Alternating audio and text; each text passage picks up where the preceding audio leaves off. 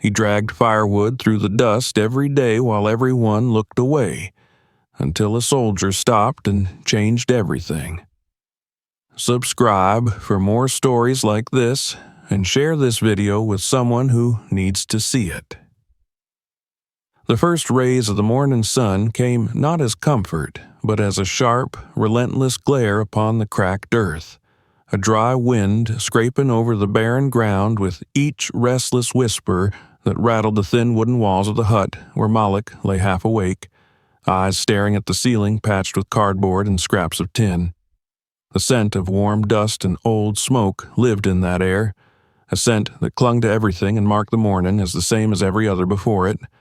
a morning that promised no miracles and offered no escape, only the persistent demand to rise, to move, to endure. His thin arms pushed himself up from the ragged mat, the coarse fibers pressing lines into his elbows as he shifted and looked across the room to where his little sister Anya lay curled beneath a faded sheet. Her breathing was shallow, chest barely rising, and her small hands twitched now and then, as if grasping for something even in sleep. Her hair, dark and matted, fell across her face, and Mollik reached out to gently brush it aside, revealing the hollow lines of her cheeks and the soft curve of her closed eyelids. For a moment, he watched her, waiting to see if she would open her eyes, but she only coughed lightly, a dry sound that seemed to echo too loudly in the quiet of the dawn. Outside, the world was already warming, the sand-colored light falling across the dirt yard where the old water barrel stood, with its warped sides and rust stains marking the places where rain had once dripped in. Mollik tied the worn rope around the rough bundle of branches and twigs he had gathered the day before,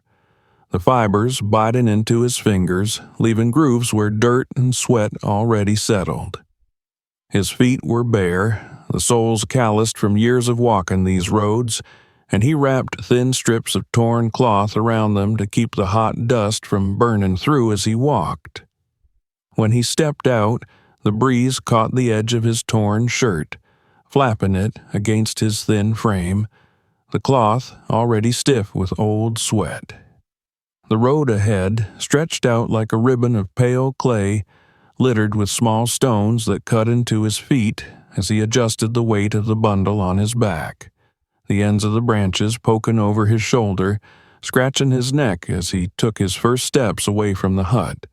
away from Anya's small, frail body lying alone in the dark. The world was silent in that early hour, except for the sighing of the wind, carrying with it the dust that coated everything in a thin film of grit. Mollik's eyes burned as the breeze pushed tiny grains into them, and he blinked, wiping the tears away with the back of his hand, leaving streaks of dirt on his cheeks. The road was empty, though here and there a curtain would twitch in a window, a shape shifting behind thin glass, eyes watching him for a moment before turning away, disappearing back into the shadows of their homes. As he passed by the old billboard near the corner, its colors faded to near white, Mollik looked up at the words peeling under the sun. Freedom for all, prosperity for all. The edges of the poster flapped softly in the breeze, and the image of the smiling family on it was cracked and torn, a ghost of a promise that never reached the end of this street. Mollik's eyes lingered for a breath, then dropped again to the dirt in front of his feet, counting each step, focusing on the way his toes spread across the warm ground, how the dust puffed up and settled around his ankles as he walked. The path to the dry creek was familiar, winding past abandoned houses where roofs had collapsed inward, leaving piles of sun-bleached timber and rusted nails, the air sharp with the smell of dry earth. It was there he found the scattered branches, brittle and pale, scattered among rocks and weeds. Mollik set down the bundle and began to gather more, searching under the low shrubs and between the stones for anything that could burn, anything that could be added to the collection to trade for water or a small handful of flour. Each stick was examined, tested to see if it would snap easily to ensure it was dry enough to burn. His fingers became scratched and splintered,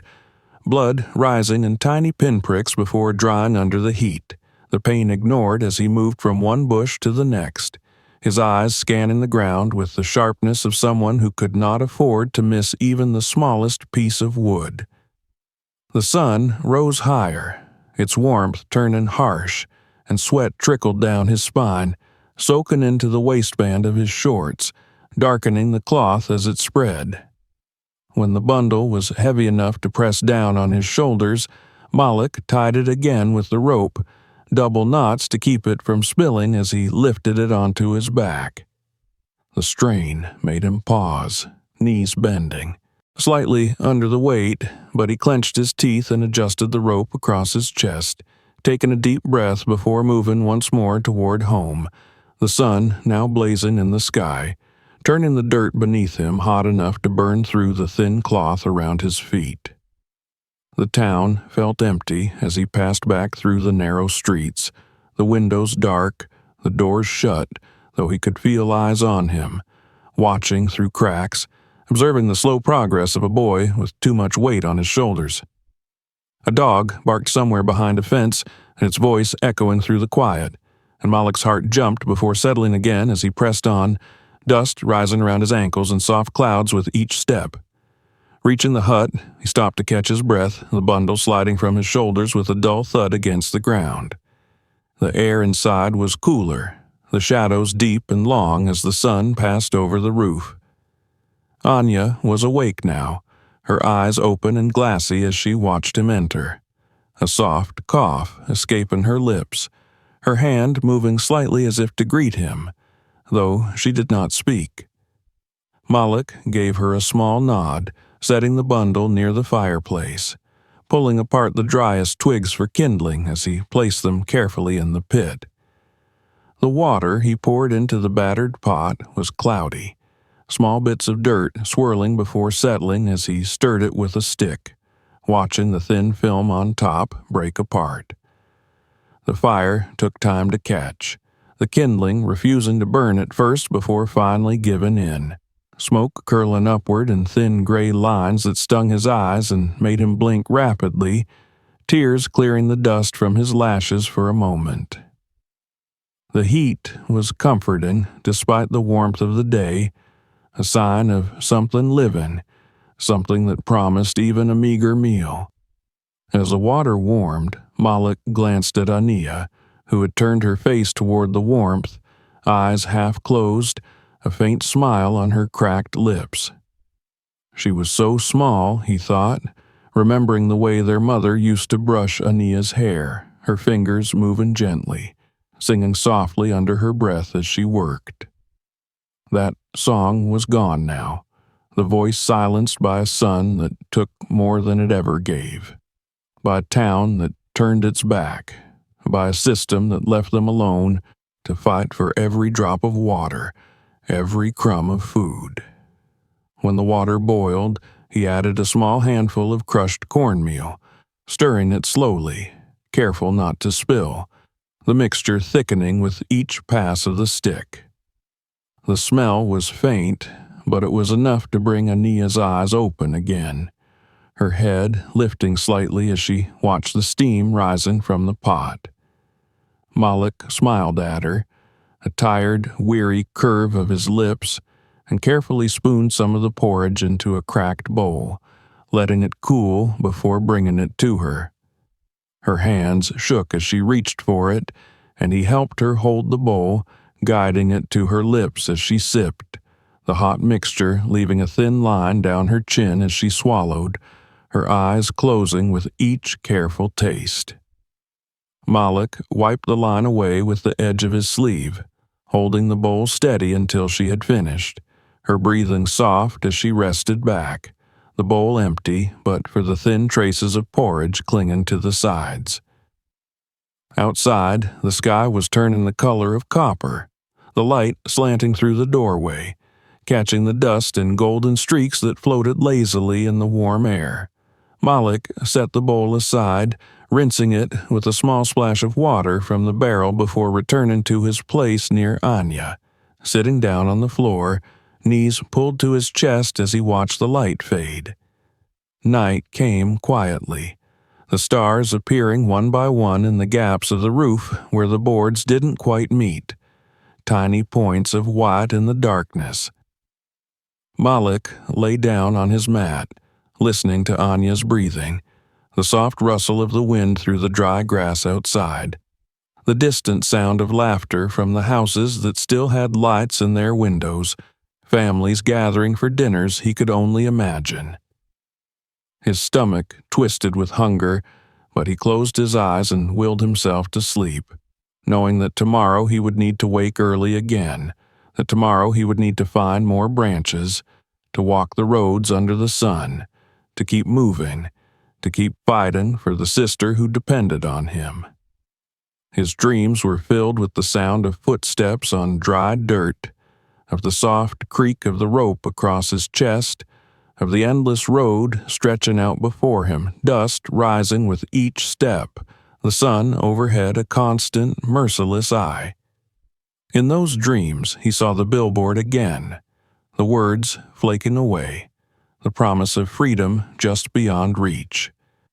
And he woke in the darkness, the sound of Anya's breathing steady beside him, the warmth of the small fire's embers glowing in the ashes, a faint light in the night reminding him that dawn would come, that the road would still be there, waiting. The dawn crept in with a sharpness that felt almost cruel, a pale light brushing across the cracks in the clay walls and waking. Mollik, before the world itself seemed ready to move. The air was heavy, warm even before the sun had risen fully, and he could feel the heat of the coming day waiting beyond the thin wood of the door. For a moment he lay still, listening to the soft breathing of Anya beside him, her small body curled beneath the frayed sheet, her chest rising and falling in shallow, measured breaths that seemed to count out the moments in the dark. His own body ached, the dull pain in his legs a reminder of the miles he had walked the day before, the weight of the bundle digging into his shoulders long after he had set it down. His fingers flexed unconsciously, the skin cracked and raw around the nails, dirt embedded in the lines of his palms from where he had gathered the branches and pulled them along the rough roads. He rubbed his eyes with the back of his wrist, pushing away the blur of sleep and the sting of tears that had dried there in the night. The fire in the small pit near the door had long gone cold, leaving only a scattering of ashes that he stirred with a stick, watching the gray dust rise and settle again, lifeless. Mollik pushed himself up, moving quietly so as not to wake Anya, and stepped out into the early morning, the air already carrying the dry scent of dust and warm earth. The sky was a pale blue, streaked with the last hints of night, and the wind was gentle, brushing against his skin as he stepped into the yard, his feet bare, pressing into the cool dirt that would soon burn under the heat of the sun. He tied the thin strips of cloth around his feet, pulling them tight to cover the soles that were already rough with old scars, the fabric providing little protection but enough to keep the worst of the heat from burning through. The bundle of rope lay coiled near the doorway, waiting for him, and he picked it up, wrapping it around his wrist before setting off down the narrow path that led away from the hut, away from Anya, who remained behind with only the silence for company. The road was quiet, the dust rising in small puffs with each step, clinging to his legs, turning the skin a pale brown that darkened with sweat as he walked. He passed by the empty fields, the ground cracked and dry, weeds pushing up between the lines of dirt where crops once grew, the remnants of plants long dead bending in the breeze, like brittle fingers reaching for water that would never come. The houses he passed were silent, doors closed, windows dark, though he could feel the weight of eyes watching from behind curtains, a flicker of movement here and there as people pulled back, turning away rather than meeting his gaze. Ahead, the shape of the school came into view, the low building with its faded paint and broken fence, the yard littered with scraps of paper and bits of plastic that rustled when the wind caught them. Children in cleaner clothes and shoes with thick soles moved through the gate, their voices rising in laughter that carried across the empty space between them and Mollik as he passed by on the other side of the road. Some of them turned to look at him, their eyes bright and curious, but their parents pulled them away, voices low, hands tightening around small shoulders as they were guided inside. Mollik kept his eyes on the ground, the weight of their stares pressing on him as heavily as the bundle would later. His heart thudding in his chest as he moved past, each step measured, each breath careful, not wanting to give them a reason to look longer, to say something, to remind him of what he already knew. He was not welcome there, not in their classrooms, not in their games, not in the world that seemed so close he could almost touch it, yet so far that he would never reach it, no matter how many steps he took. He turned away from the road leading to the school, moving toward the area near the edge of town where the trees grew in scattered clusters, the ground littered with fallen branches and dead wood that had been left to dry under the relentless sun. The wind here was sharper, carrying the scent of dry grass and the faint sweetness of the leaves that clung stubbornly to the branches, rustling softly overhead. Mollik began to gather the wood, testing each piece to see if it would break cleanly, shaking off the dirt and insects before adding it to the growing pile at his feet. His hands worked quickly, fingers closing around the rough edges of the wood, pulling them free from the undergrowth, ignoring the small cuts and scrapes that opened along his skin, the blood that dried quickly under the heat. Each piece of wood was precious, each stick a small promise of water, of food, of something to bring back to Anya, who would be waiting in the dark with her hollow eyes and quiet breath, hoping for the taste of porridge, for the feel of warmth in her hands. As the sun climbed higher, the light turned harsh, beating down on the back of Mollik's neck, the sweat soaking through his shirt, dripping from his hair into his eyes, making him blink against the sting. The pile grew slowly, each addition heavier than the last, the rope ready to bind them together, to hold them as he pulled them across the ground, each step digging into the dirt as he leaned forward, his body straining under the weight. Once the bundle was complete, tied tightly with the rope, Mollik bent his knees and lifted, the strain pulling at the muscles in his back, the rope biting into his shoulders as he shifted the weight to balance it, testing each movement before taking the first step back toward the town. The heat rose in waves from the ground, distorting the air, making the road ahead shimmer as if it were underwater, the horizon bending in the glare of the sun. His feet moved slowly, the rough ground pressing into the thin cloth, the rocks sharp under the soles, sending jolts of pain through his legs with each step. The sweat dried on his skin, leaving lines of salt that itched as he moved, the dust sticking to him, turning him into part of the road, blending him into the earth as he dragged the bundle behind him, the branches scraping against the dirt, leaving a trail that marked his passage through the empty streets. As he neared the center of town, the houses became closer together, the shadows shorter under the harsh midday sun, and the people began to appear, moving along the edges of the road, carrying baskets, pulling carts, their eyes sliding over Mollik as if he were invisible, as if the bundle of wood and the strain in his steps did not exist. A man passed with his son, the child glancing back at Mollik, wide-eyed, before his father's hand turned his head away, guiding him forward with a wordless command that needed no explanation. Mollik's throat was dry, the air thick and heavy in his lungs, each breath an effort as he pulled the bundle up a small incline, the rope cutting into his palms, the rough fibers leaving marks that joined the scars from the days before. His stomach ached with hunger, the emptiness a constant companion, twisting and pulling inside him with each movement, reminding him of the meal he had skipped to leave enough for Anya, the meal he would skip again today if the bundle did not fetch enough water or food. He reached the small open area near the market, where stalls were being set up, the vendors arranging their goods under makeshift canopies that offered a thin shield from the sun. The scent of vegetables and warm bread drifted on the air, mixed with the sharper smells of sweat and dust, the occasional sharp tang of metal from the tools and utensils laid out for sale.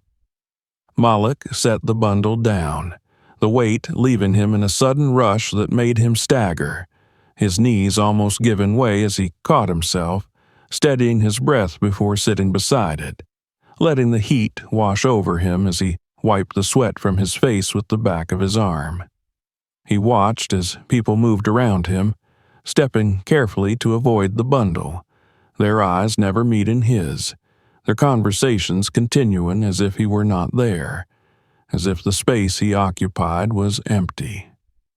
A woman with a basket of fruit stepped around him, lifting her skirt slightly to avoid the dust, her eyes flicking to the bundle before moving past, her face unreadable in the glare of the sun. Mollik remained still, waiting, hoping that someone would stop, that someone would see the wood and remember the cold nights, the way the wind slipped through the cracks in the walls, the way the darkness pressed close without the light of a fire. He waited, but the people moved on, their shadows passing over him without pause, without acknowledgement, as if he were a part of the ground, as if the bundle of wood was nothing more than another piece of debris left in the road. When the afternoon began to stretch toward evening, the sun lowering just enough to take the edge off the heat, Mollik lifted the bundle once more, the rope pressing into his shoulders as he pulled it along the road toward home, each step heavy, each breath measured, his eyes on the ground as he moved past the houses where lights were beginning to glow in the windows, where families were gathering for meals he would never see. His feet were raw, the cloth around them torn and dirty, the dust clinging to the sweat that still covered his skin, turning him into a shadow as he passed through the streets, the world around him shifting into darkness as the sun fell below the horizon. The bundle dragged behind him, the wood knocking softly against the ground with each step, a dull, steady sound that marked his progress, that kept him company in the silence of the evening. When he reached the hut, the sky was dark, the stars beginning to appear in the gaps between the clouds, the air cooler now but still heavy with the heat of the day. Anya was awake,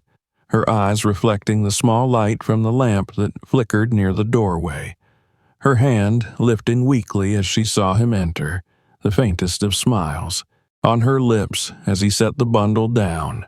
the wood rattling softly as it settled. Mollik sat beside her, his body aching, his stomach empty, but the sight of her eyes, the small comfort in her smile, was enough to ease the weight for a moment. He reached out, taking her hand in his,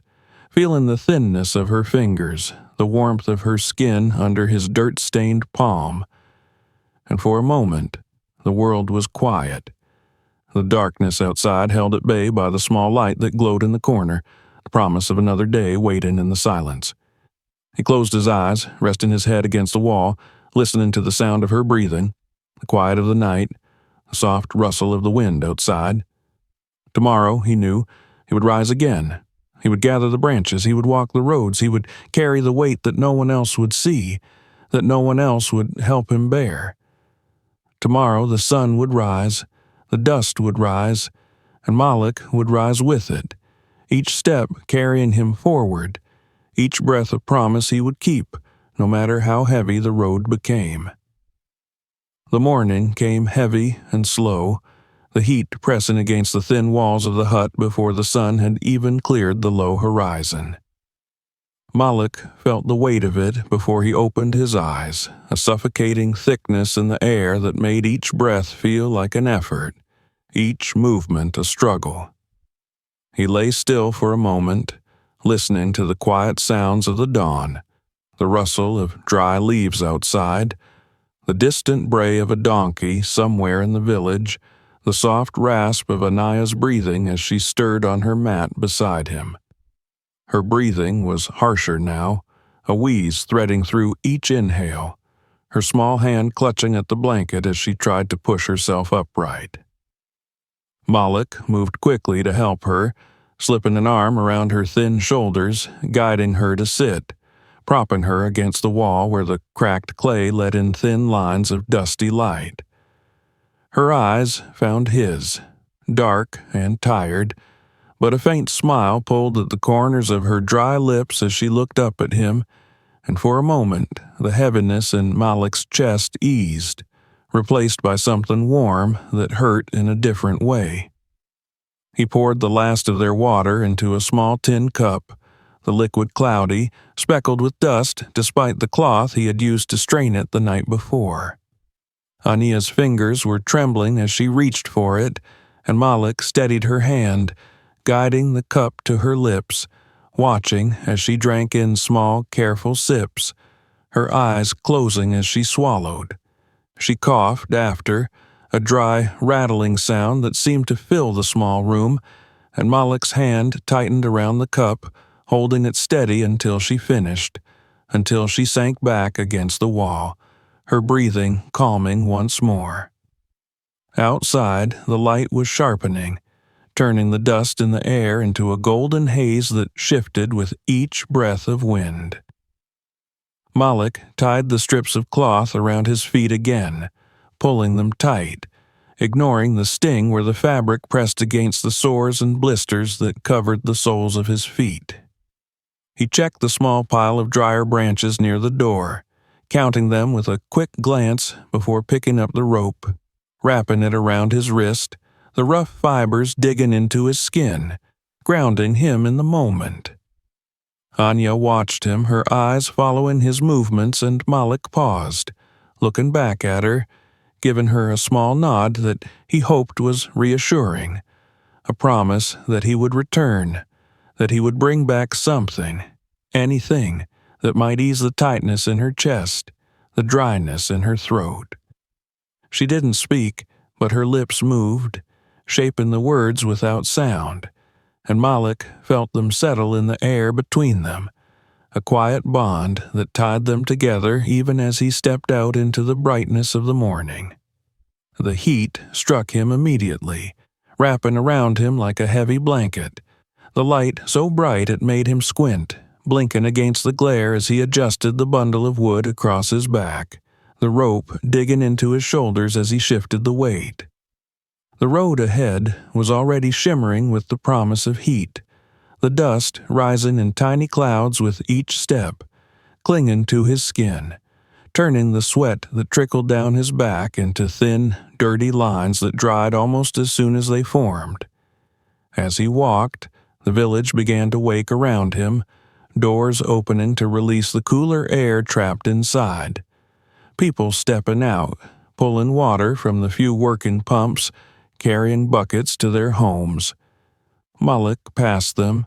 his eyes on the ground, feeling the weight of their glances, the way they turned away quickly, pretending not to see him, pretending not to notice the bundle on his back, the tired slump of his shoulders, the dust that clung to his skin and hair. He moved toward the center of the village, where the market stalls were beginning to open, where the smells of bread and roasting maize drifted through the air, mixing with the sharper scents of sweat and dust and the faint metallic tang of old coins. The sounds of voices rose around him, laughter and bartering, The calls of vendors advertising their goods, the clink of coins changing hands, all blended into a hum that seemed to press in on Mollik as he approached, the weight of the bundle pulling at his shoulders with each step. He stopped at the edge of the market, setting the bundle down carefully, the wood rattling softly as it settled, sending up a small puff of dust that caught the light, dancing in the air for a moment before falling back to the ground. Mollik straightened slowly, rolling his shoulders, feeling the ache in his muscles, the way his arms trembled with the effort of holding the weight for so long. He wiped the sweat from his face with the back of his hand, leaving a streak of dirt across his cheek, and looked around, searching for someone, anyone, who might be willing to trade. He approached the first stall, a woman selling water in old plastic bottles, the clear liquid catching the light, looking impossibly clean, impossibly cool. Mollik lifted his bundle slightly, showing her the wood, his eyes meeting hers for a brief moment before she looked away, shaking her head, her lips tightening as she turned to arrange her bottles, her hands moving quickly, deliberately ignoring the boy standing in front of her. Mollik moved to the next stall and the next, each step a little heavier, each refusal a little sharper, the quiet rejection of his presence pressing against him, pushing him down with every glance that slid away, every head that turned, every shoulder that moved to block his view. His throat was dry, his tongue sticking to the roof of his mouth as he swallowed, the taste of dust thick and bitter, the air hot in his lungs as he tried to speak, to ask, to offer, but the words felt heavy, falling from his lips in whispers that no one seemed to hear. The sun climbed higher, turning the air into a shimmering wave of heat that bent the light, making the edges of the stalls waver as Mollik moved between them, the bundle on his back feeling heavier with each passing moment, the rope cutting into his shoulders, his hands shaking as he held it, showing it, offering it, hoping for something, anything in return. His feet dragged, the thin cloth around them now torn and dirty, the sores on his soles burning with each step, each movement sending a sharp, bright pain up his legs that made him wince, made him pause, but he kept moving, kept trying, because he had to, because Ania was waiting. As the afternoon wore on, the heat pressed down like a hand, pushing the air into Mollik's lungs, making it hard to breathe, making the world blur at the edges as he moved. His vision swam, the light bright and sharp, stabbing into his eyes,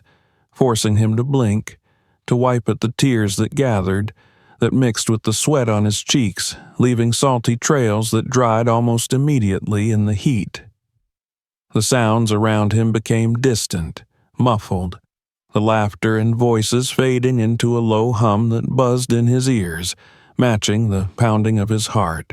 the steady, insistent throb that filled his head with each beat. He moved toward a quieter corner of the market, hoping to find someone who might take pity, who might trade even a small cup of water for the bundle he had dragged through the dust and heat. His legs trembled as he stopped, setting the bundle down once more, the wood clattering softly, sending up another puff of dust that caught the light, turning golden for a moment before settling back to the ground. Mollik leaned against the wall, his breath coming in short, shallow gasps, his eyes closing as he tried to steady himself, to calm the shaking in his hands, the weakness in his knees.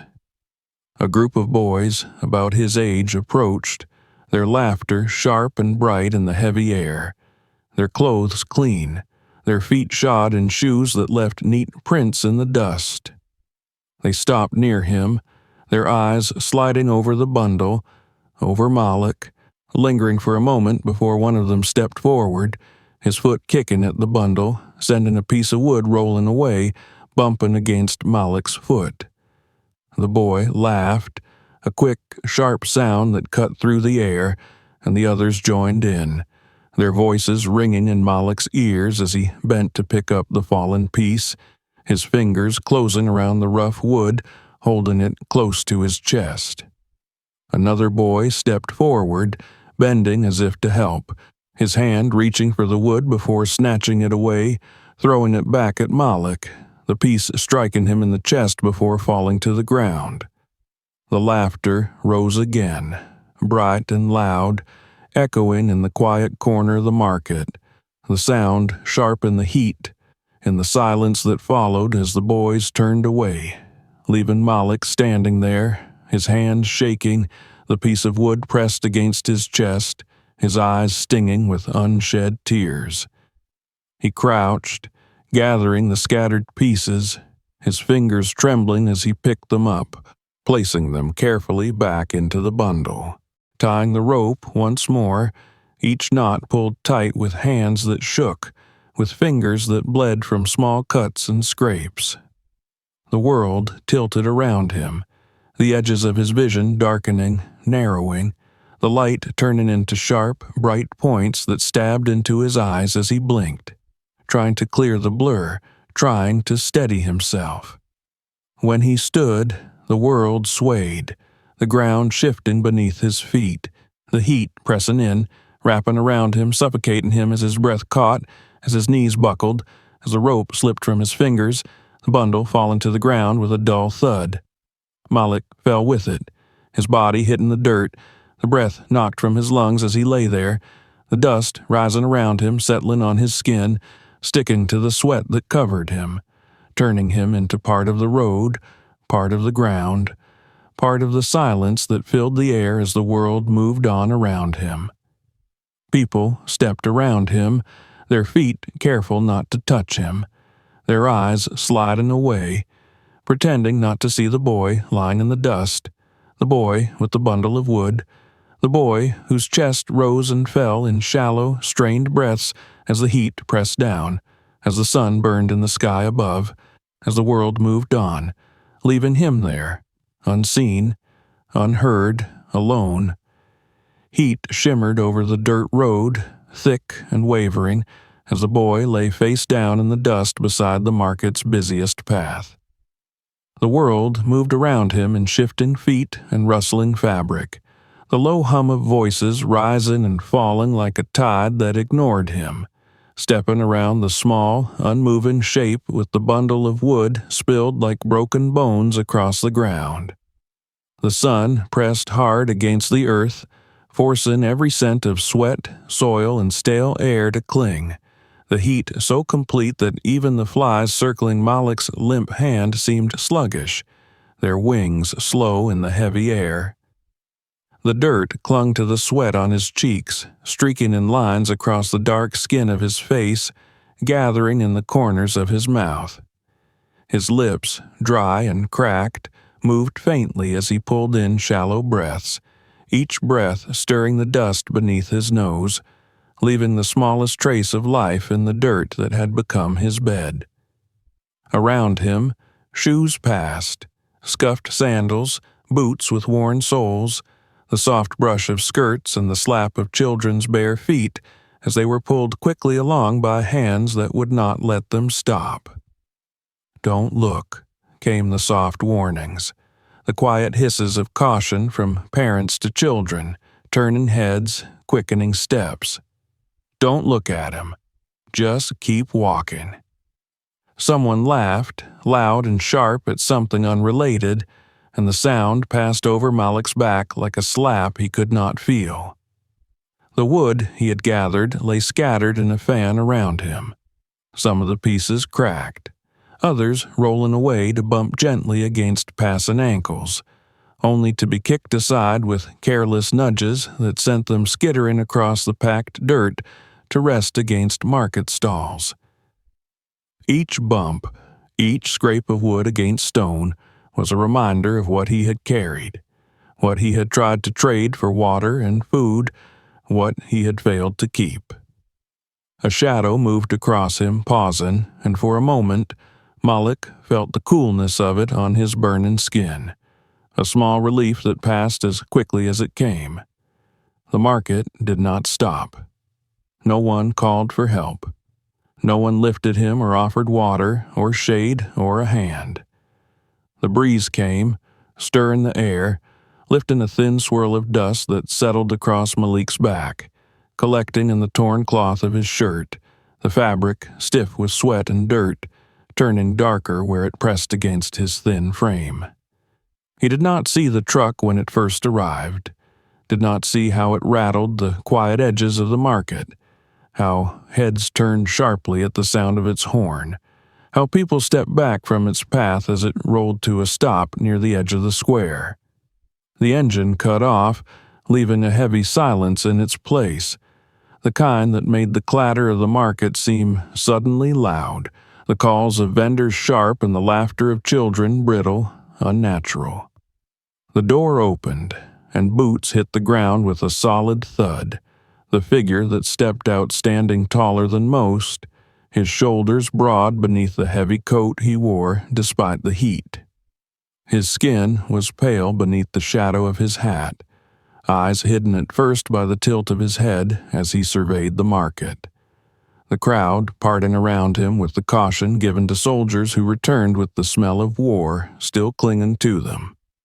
His gaze moved slowly, unhurried, sweeping across faces that turned quickly away, across hands that busied themselves with fruit and cloth, coins that suddenly needed counting, children who were pulled closer, mothers whose eyes dropped to the ground. It was then that he saw the boy, the small shape lying half in shadow, half in the glare of the sun, the bundle of sticks spread around him like a fallen nest. The man's steps did not quicken, but the air seemed to tighten around him as he approached. The soft crunch of his boots on the dirt loud enough that people turned to look, then quickly turned away again, pretending to examine vegetables, to haggle over bread, to be anywhere but here. He stopped beside Mollik, standing over the boy for a long moment, the shadow of his body falling across the thin arms, the small hands curled into fists against the dirt. The soldier knelt, the movement precise, controlled, and reached out, his hand resting lightly on Mollik's shoulder, the touch firm enough to steady, gentle enough not to startle if the boy woke. His other hand moved to check the pulse at Mollik's neck, fingers brushing against the skin, feeling the weak, rapid beat that fluttered there, a sign of life so faint it might have been missed by someone who was not looking for it. "Who is this boy?" the soldier asked, his voice carrying just enough to reach those who stood close, those who watched from behind crates of vegetables, who peeked from behind hanging cloth. No one answered. Eyes dropped, feet shifted. A vendor pretended to count coins, dropping one, bending to pick it up, using the moment to turn away. A mother pulled her child closer, her eyes darting to the soldier before looking past him, focusing on nothing. The soldier's jaw tightened, the faintest shift in the line of his mouth as he looked around, seeing the way the market moved around them, the way the people avoided the sight of a boy collapsed on the ground, the way they stepped carefully around him as if he were nothing more than an inconvenience, a piece of trash left in the road. He repeated the question, louder this time, his voice cutting across the market, silencing a vendor mid-call, making a child's laughter stop abruptly. "How long has he been lying here?" Again, silence. A breeze moved through, lifting the edges of tarps, fluttering the dust in the air, brushing across the boy's hair. The strands lifted gently before settling again. The soldier's eyes swept across the faces around him, the people who looked away, who found something intensely interesting in the ground, in their baskets, in the sky. He shook his head once, a small, sharp movement, before slipping his arm under Mollik's back, lifting him with a care that spoke of practiced hands, a familiarity with bodies that could not move themselves. Mollik's head lolled against the soldier's shoulder, the boy's lips parting in a soft exhale, a sound so faint it was almost lost to the wind. The soldier adjusted his hold, securing the boy against his chest, the small bundle of bones and dust-light flesh fitting easily into his arms, the boy's head resting against the rough fabric of the soldier's coat. He stood, lifting Mollik from the ground, the boy's legs dangling limply, feet covered in the makeshift wraps of torn cloth, the soles dark with dirt and blood. Around them, the market watched, the silence thick and heavy, the weight of it pressing down as the soldier turned, his gaze sweeping over the crowd one final time. Behind the glass of a nearby bakery, a woman's face was pale and drawn, her eyes locked on the scene before her before she turned quickly away, disappearing into the shadows of her shop. A group of boys, older than Mollik, stared with wide eyes before dropping their gazes, shuffling back, their hands moving to scratch at the backs of their necks, to adjust their collars, to do anything but meet the soldier's eyes. The soldier carried Mollik to the truck, the heavy door creaking as it opened, the smell of oil and dust wafting out, the metal warm from the sun. He laid the boy across the seat with a tenderness that did not match the sharpness of his uniform, the authority in his posture, his movements slow as he adjusted the boy's limbs, ensuring his head was turned to the side that his breathing came easier. From a pouch on his belt, he pulled a small canteen, unscrewing the cap with one hand, lifting Mollik's head gently to let a few drops of water touch his lips. Mollik stirred,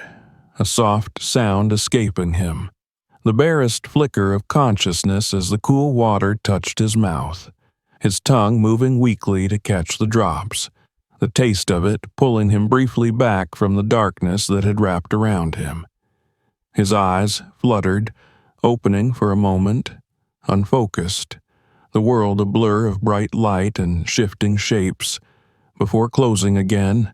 the exhaustion pulling him back under. The soldier stood, looking down at the boy for a moment, the wind lifting the edge of his coat, revealing the faint glint of a badge pinned to his belt, the symbol of his service catching the light before the fabric fell back into place.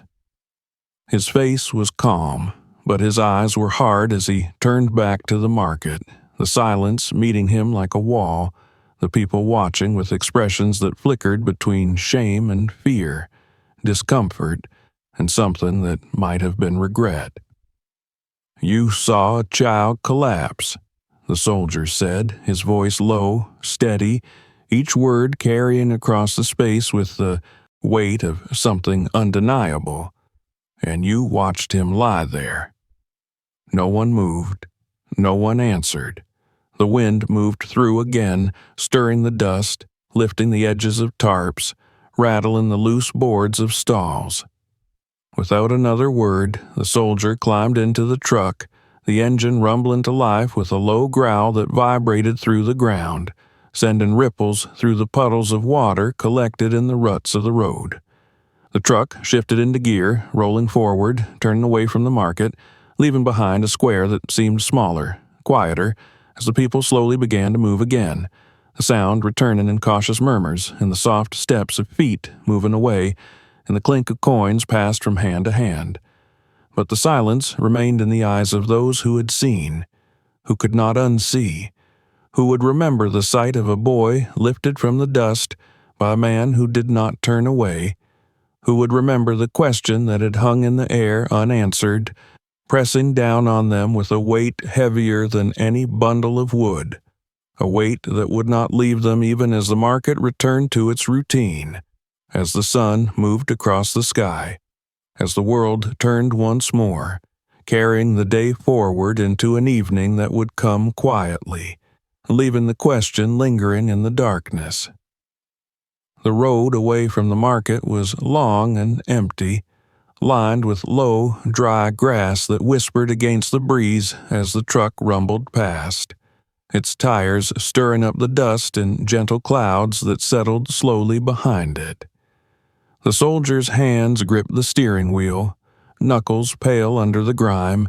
eyes fixed on the winding road that led away from the village's quiet judgment and back toward the place he had taken to calling home since returning from service. The air inside the truck was warm, carrying the faint scent of oil, sun-heated metal, and the dust that clung to the boy he had lifted from the dirt. Mollik lay stretched across the seat, his head turned to the side, lips dry, hair stuck in small curls to the sweat on his forehead. The bundle of sticks he had gathered was gone,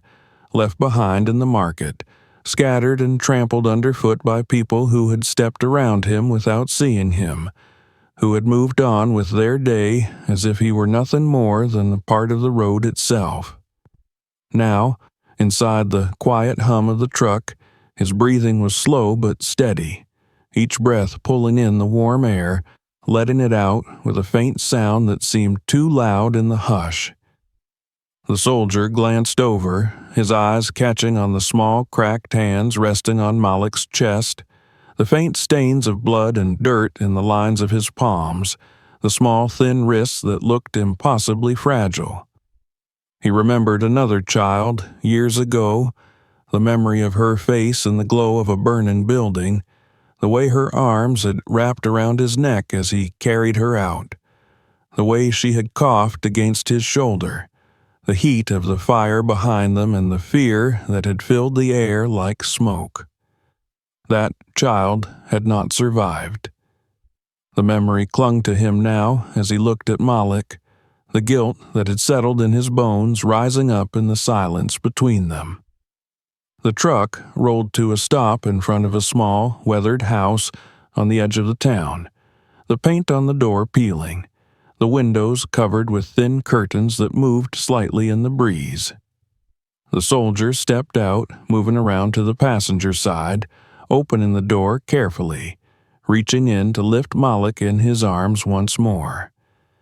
The boy stirred faintly, a soft groan slipping from his lips as the movement pulled him from the darkness, his head falling against the soldier's chest, breath warm against the fabric of the uniform. Inside, the house was cool and quiet, the windows letting in the soft light of late afternoon, the air carrying the scent of old wood and the faint tang of soap. The soldier laid Mollik on a small cot in the corner of the room, the thin mattress dipping under the boy's weight, the blanket pulled up around him, tucking in the edges with careful hands. Mollik's eyes opened briefly,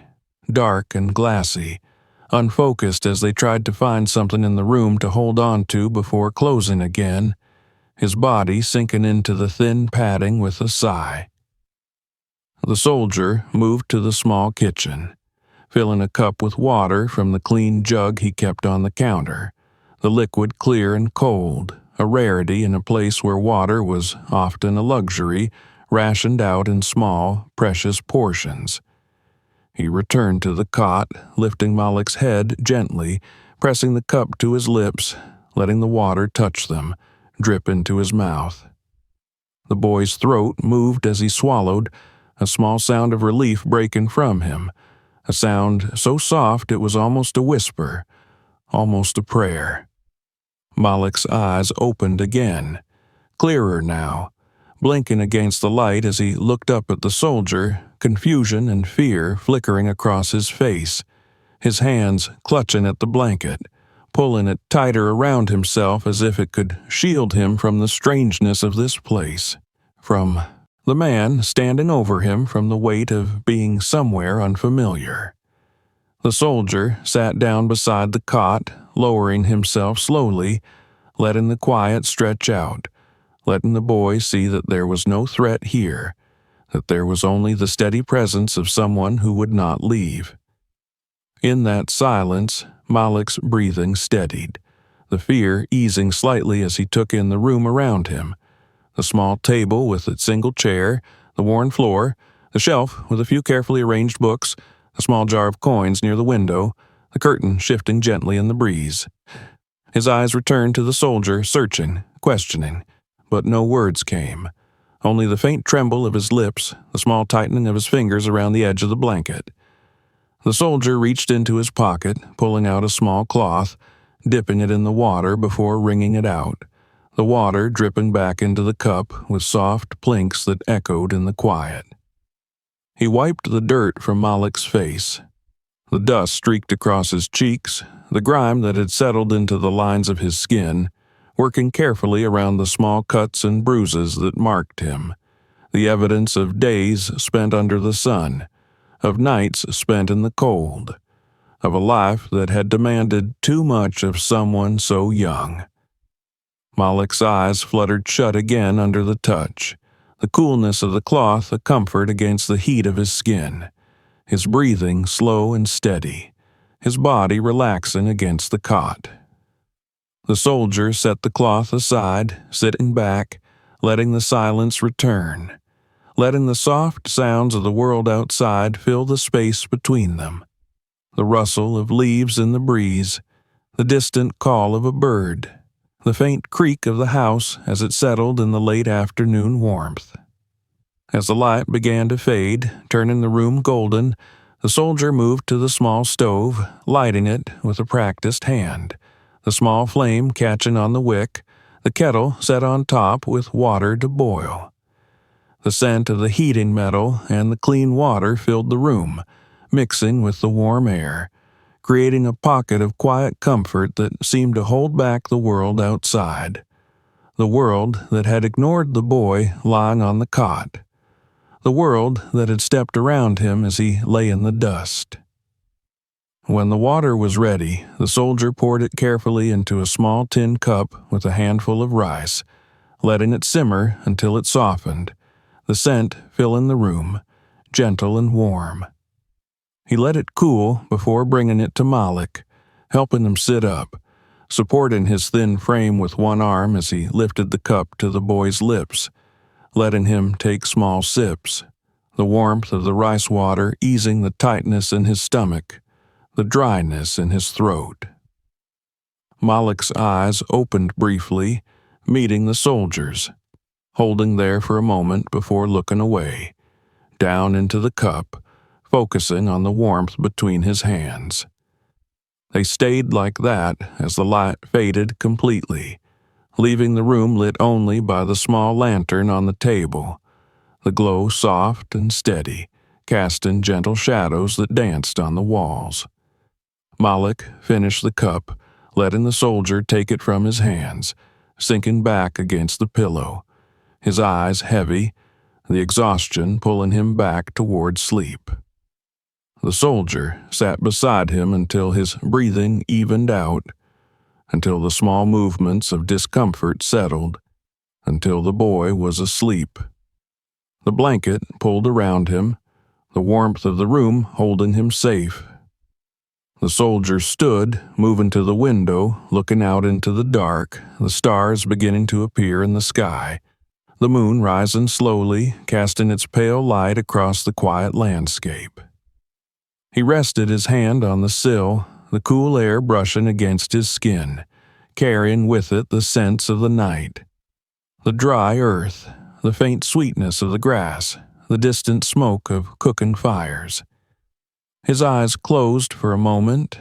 the memory of another child in another place, the memory of a promise he had not been able to keep, the memory of guilt that had never left him. He opened his eyes, looking back at the boy sleeping on the cot, the small, fragile shape wrapped in the blanket, the quiet breathing that filled the room. The soldier's hand tightened on the sill, the promise forming again, the silent vow that this time he would not walk away, that this time he would not leave, that this time he would not fail. The boy in the dust would not be forgotten.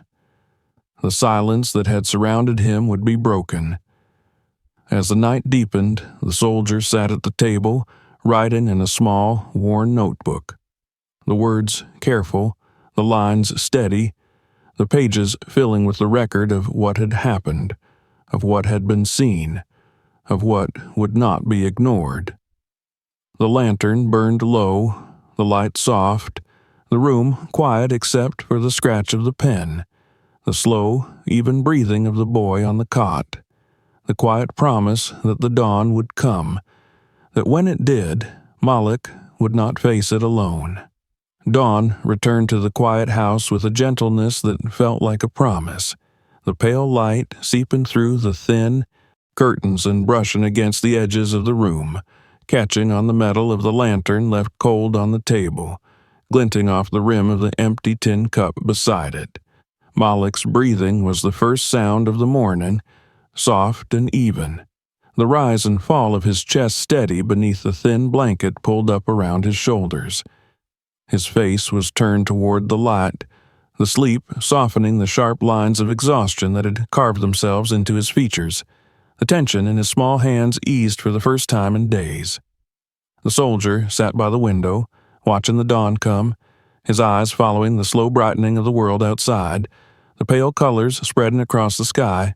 the quiet promise of warmth that had not yet turned into the harshness of the day's heat. His notebook lay open on the table beside him, the pages filled with careful writing, a record of the boy's collapse, of the silence of the people who had stepped around him, of the truth that pressed heavily against the walls of the small house, demanding to be spoken. As the light grew, Mollik stirred, a small movement beneath the blanket, his eyes opening slowly, blinking against the pale brightness, confusion crossing his face before memory returned, pulling him back into the moment. He turned his head, finding the soldier by the window, the man's posture calm, steady, his presence a quiet promise that the boy was not alone, not now, not anymore.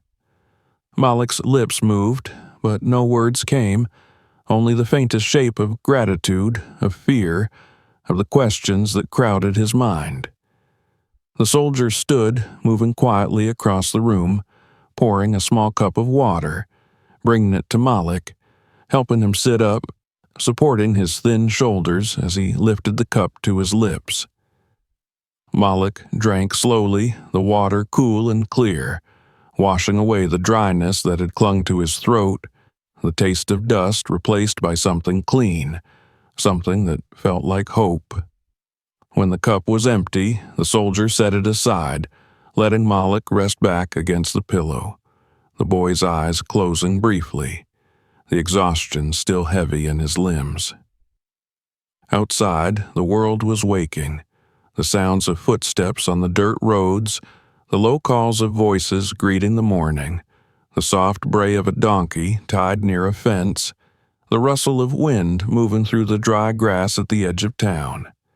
The soldier listened, the sounds filling the quiet of the house, reminding him of the world beyond these walls, the world that had ignored the boy, that had turned its eyes away, that had let him fall in the dirt and walked past him without stopping. He turned back to Mollik, finding the boy watching him, the dark eyes steady, tired but clear, waiting for something, for the words that would explain why he was here, why he had been lifted from the dust, why this man, a stranger, had not walked away. The soldier knelt beside the cot, letting the silence settle between them for a moment before speaking, his voice low, even, carrying the weight of truth in each word. He told Mollik that he had seen him, that he had watched as people stepped around him, that he had carried him from the place where he had fallen,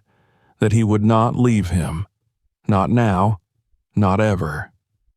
Mollik's eyes filled with tears that did not fall, the moisture gathering at the edges, shimmering in the morning light before he blinked them away, his hand tightening around the edge of the blanket, clutching it to his chest as if it were the only thing holding him steady. He did not speak, but the tears were enough, the silence enough, the small trembling breath he let out enough to tell the soldier that he understood, that he believed, that he was ready. The soldier stood, moving to the table, picking up his notebook, tucking it into the pocket of his coat before reaching for the small bag he had packed the night before, filled with water, with rice, with the simple medicines he had managed to gather from the nearby town. He glanced back at Mollik, giving him a small nod, a promise that he would return, that he would not leave him alone. Mollik watched him go, his eyes following the man as he stepped out into the dawn, the door closing softly behind him, the quiet returning to the room. The soldier walked through the town, the early light catching on the windows, the dust of the roads rising softly around his boots as he moved. People were beginning to step out of their houses, pulling water from the pumps, gathering in small groups to speak in low voices, their eyes turning toward him as he passed, their conversations falling silent, the weight of his presence pressing against them, reminding them of what they had seen, of what they had ignored. He reached the market, the place where Mollik had fallen, where the dust still bore the faint imprint of the boy's body, where a small piece of wood lay forgotten, kicked to the side, left behind in the rush of the day. The soldier picked it up, turning it over in his hand, feeling the roughness of the bark, the small, sharp edge where it had broken, the weight of it heavier than it should have been. He slipped it into his pocket, a reminder, a symbol of the promise he carried with him. In the center of the market, he stood, his eyes sweeping over the people who gathered, the vendors arranging their goods, the customers moving between the stalls, their eyes avoiding his, their movements careful, cautious, waiting. He pulled the notebook from his pocket, holding it in one hand, lifting it slightly so they could see, so they would understand that he was not here for himself, that he was not here for silence. When he spoke, his voice carried across the market, quiet but clear, each word measured, each sentence landing with the weight of truth that could not be ignored. He told them of the boy they had stepped around, the boy who had collapsed in the dirt while they had turned away, the boy who had been left to the heat and the dust, unseen, unheard, until one man had chosen to see, to lift him, to carry him away from the place where they had left him. He spoke of the promise they had all failed to keep, the promise to see, to care, to protect the children of their town, to protect those who could not protect themselves. He told them that the silence they had chosen was a choice, that the silence they had lived with was not the only way, that they could choose something else, something better, that they could choose to see, to act, to be more than what they had been. The people listened, their eyes on him, the silence of the market deepening as the words settled into them, as the truth pressed against their hearts, as the memory of the boy in the dust returned to them, demanding to be faced. Some turned away, unable to meet his gaze, but others held it, their eyes filled with something that looked like regret, like shame, like the beginning of understanding. When he finished speaking, he let the silence settle, let the weight of it hang in the air, let them feel the truth of what had been said. Then he turned, walking back through the market, past the stalls, past the people who moved aside to let him pass, their eyes following him, their conversations starting again in low murmurs that carried the weight of what they had heard. He returned to the small house, opening the door to find Mollik sitting up, the blanket wrapped around his shoulders, his eyes on the door, waiting. The soldier stepped inside, closing the door behind him, the quiet of the room settling around them once more. He sat beside the cot, setting the small piece of wood on the table, letting it rest there as a reminder, as a promise. Mollik looked at the wood, then at the soldier, his eyes clear, steady, the fear replaced by something else, something stronger, something that looked like hope. The soldier reached out, resting a hand on the boy's shoulder, feeling the warmth of his skin, the steady beat of his heart beneath the thin fabric of the blanket. Together, they sat in the quiet of the room, the dawn turning into morning, the morning into day, the world outside moving forward as the town began to wake, the memory of the words spoken in the market lingering in the air, pressing against the silence, breaking it apart, piece by piece. The sun rose with a softer warmth that morning, a quiet promise that the day might carry more than the weight of survival. Mollik stood near the door of the small house, the thin blanket still wrapped around his shoulders, watching as the light touched the dust outside, turning it to gold for a moment before it settled back into the familiar brown of the earth he had known so well. His eyes followed the lines of the road that led back toward the town, the road he had walked so many times, dragging the bundle of sticks behind him, feeling the dust rise against his legs, the weight of it pressing down with each step, the silence of the world around him louder than the scrape of the rope against the dirt. Inside the house, the soldier moved quietly, his steps steady, the soft sounds of the morning settling around him as he prepared a small meal, the scent of warm rice and water filling the air, mingling with the breeze that drifted in through the open window. The room was brighter now, the light catching on the edges of the table, the cup that had been washed clean, the small piece of wood that still sat beside the notebook, a reminder of the promise made, of the boy who had been lifted from the dust and carried to a place where he would not be left alone. Mollik turned, his eyes finding the soldier as he stepped into the room, holding out the cup of warm rice water, the steam rising gently in the coolness of the morning. The boy's hands shook as he reached for it, but the soldier did not let it spill, guiding it to his lips, letting him drink slowly, the warmth of it easing the tightness in his stomach, the dryness in his throat. Mollik's eyes closed as he drank, the taste of it simple, clean,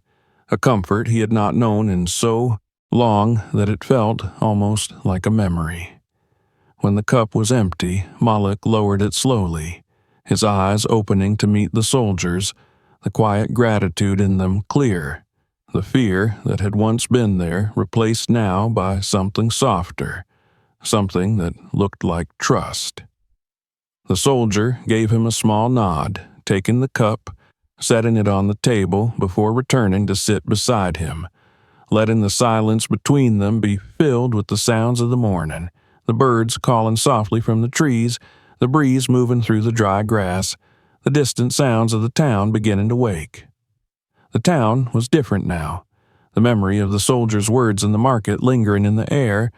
pressing into the spaces between conversations, into the glances that people exchanged as they passed each other on the road. The children who once looked away when they saw Mollik's thin frame moving past now paused, their eyes following him, questions forming on their lips before being pulled away by parents who no longer looked at the ground when they passed him but instead met his gaze, nodding quietly, a silent acknowledgement of what had happened, of what they had allowed to happen.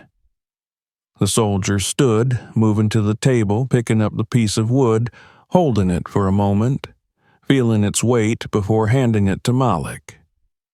The boy took it, turning it over in his hands, feeling the roughness of the bark, the small break where it had snapped, the reminder of the day he had fallen, of the moment when the world had changed, when someone had chosen to stop, to see, to lift him from the dirt and carry him to safety. Mollik held the piece of wood against his chest, closing his eyes for a moment, letting the memory of that day settle in him, not as a wound, but as a promise. Together they stepped out into the morning, the soldier's hand resting lightly on Mollik's shoulder, guiding him down the steps onto the road that led back toward the town. Mollik's steps were slow at first, careful, his legs still weak from the days of hunger and the long hours of carrying the bundle of wood, but with each step the strength returned, the warmth of the sun on his skin a reminder that he was no longer walking alone, that the weight he carried was no longer his alone to bear. As they walked, people stepped aside to let them pass, their eyes on Mollik, on the soldier, the silence that had once surrounded the boy replaced now by the quiet murmur of voices, by the soft greetings of neighbors who had once turned away, by the small, hesitant smiles of children who watched him with wide eyes, their curiosity no longer hidden behind fear or shame. The market came into view, the stalls already busy with the sounds of the day, the vendors calling out their prices, the clink of coins passing from hand to hand, the air filled with the scent of warm bread and fresh fruit, with the warmth of a day that felt new. They stopped at the edge of the market, Mollik's eyes sweeping over the place where he had once fallen, where the dust had settled around him as people stepped around him, where he had lain with the bundle of sticks scattered like broken bones, where he had believed that the world would leave him there forever. Now the ground was clean, the dust brushed away, the space open and clear, a small sign placed at the edge of the stall, a simple piece of wood with words painted in careful letters. "We see you." The soldier's hand tightened on Mollik's shoulder, guiding him forward into the market, past the stalls where people nodded, where a woman handed him a small piece of bread without asking for payment, where a man stepped aside to let him pass, tipping his hat in quiet respect. Mollik held the piece of wood close to his chest, his eyes bright in the morning light, the weight of the past still with him, but no longer heavy in the same way, no longer something he carried alone. They moved through the market, reaching the center where a small platform had been built, where people gathered, waiting, their eyes turning toward Mollik as he stepped forward, the soldier beside him, the quiet of the morning settling over them as they waited for him to speak. Mollik's hands tightened around the piece of wood, his breath catching in his throat as he looked out at the faces watching him, the faces that had once looked away, the faces that now waited, listening. He took a breath, lifting his head, his voice quiet but clear as he spoke, telling them of the days he had walked the roads with the bundle of wood, of the days he had pulled it through the dust, of the days he had stood in the market, waiting for someone to see him, waiting for someone to stop, waiting for someone to care. He told them of the moment he had fallen, of the silence that had surrounded him, of the way the world had moved on around him, of the way the soldier had lifted him from the dust, of the way he had been carried to safety, of the promise that had been made. As he spoke, the people listened, the quiet of the market deepening, the sounds of the day pausing for a moment as the truth settled into them, pressing into the spaces between them, into the memories they carried, into the promise of what they could become. Mollik's voice did not shake as he spoke, did not falter as he told them that the world did not have to be silent, that they did not have to look away, that they could choose to see, to care, to lift those who fell, to carry the weight together. When he finished, the silence held for a moment, the world pausing as the morning light settled over the market, as the breeze moved through, lifting the edges of the tarps, stirring the scent of bread and fruit, carrying the promise of the day forward. Then, quietly, someone began to clap, the sound soft at first, then growing, spreading through the market as hands came together, as voices rose, as the people who had once looked away lifted their heads, their eyes meeting Mollik's, their hands clapping, their voices joining, the silence broken. Mollik stood on the platform, the piece of wood held against his chest, the warmth of the morning on his skin, the light of the day bright around him, the sound of the town rising in the air, the promise of what could be carried in each breath, in each step, in each hand that reached out to lift, to carry, to walk beside those who had once been left behind. Beside him, the soldier stood, his hand resting on Mollik's shoulder, his eyes on the boy who had once been alone, who had once been silent, who now stood in the light, seen, heard, lifted, no longer alone, no longer invisible, no longer carrying the weight alone. And as the sun rose higher, warming the earth, the town that had once turned away turned toward the light, the people stepping forward, carrying the promise with them, the road ahead bright, the dust lifting in the breeze, the silence broken forever. If you found this story meaningful, subscribe for more stories like this. Share this video with someone who needs to hear it, and check out the next video on the channel to continue the journey.